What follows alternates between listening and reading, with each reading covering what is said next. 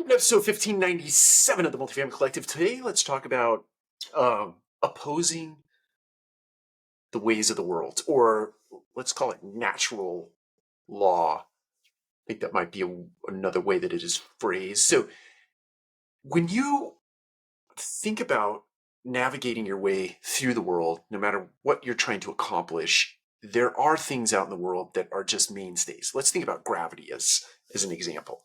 If you're standing on top of a building and you throw something over the side, that thing, whatever it is, a feather or otherwise, is going to fall to the ground. And that is known as a natural law or a way of the world that is a mainstay. Now, many times we humans think, for whatever reason, that we can chart a course and plow through things that are natural impediments to the end goal.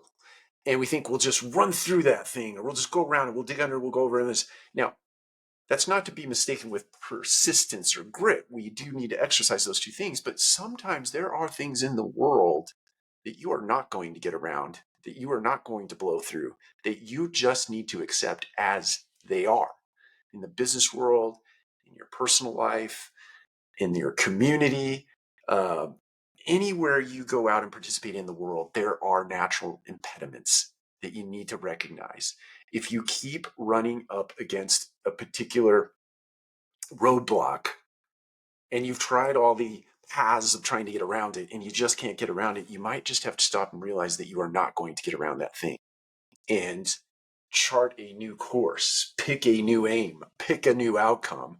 Don't continue to beat yourself up on that impediment, because all you're going to do is end up hurt and or disappointed that you didn't get what you wanted. So my encouragement to you today is some things, just know that some things cannot change. And if you've made an attempt at doing something and you just keep running up against a roadblock, pause and reassess and pick a new goal and take off in that direction. There's no shame in that. Take care. We'll talk to you again soon.